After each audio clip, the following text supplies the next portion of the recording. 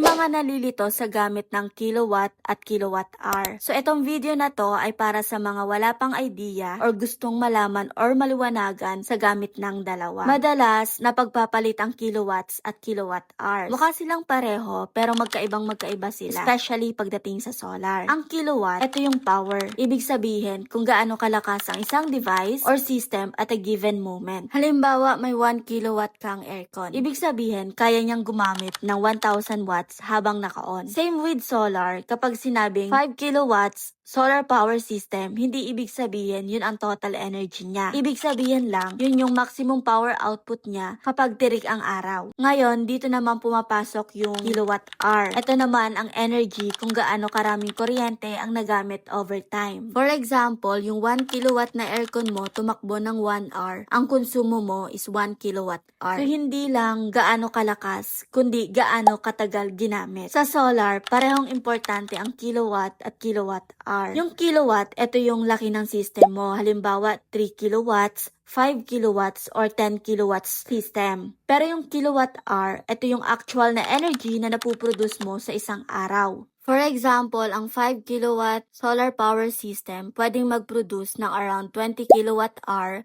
per day. Depende sa sikat ng araw, location, at setup. So kahit pareho kayo ng 5 kilowatt system ng kapitbahay mo, pwedeng magkaiba kayo ng kilowatt hour output kung mas maaraw sa kanya or mas optimal ang installation niya. Bakit importanteng malaman to? Kasi kapag titingnan mo yung electric bill mo, ang binabayaran mo is yung kilowatt hour, hindi yung kilowatt. At kapag nagpaplano ka ng solar power system, kailangan mong i-match yung kilowatt hour consumption mo sa kilowatt hour production ng solar mo. Hindi sapat na 5 kilowatt system, okay na. Dapat alam mo rin kung sapat ba yung energy na maibibigay nito sa daily usage mo. So, quick recap tayo. Ang kilowatt, ito yung power or lakas ng system. At ang kilowatt hour naman, ito yung energy or actual na nagamit or na-produce. Magkaiba sila pero parehong mahalaga. Lalo na kung gusto mong maintindihan kung paano ka makakatipid sa kuryente gamit ang solar. If you're planning or just curious lang about solar,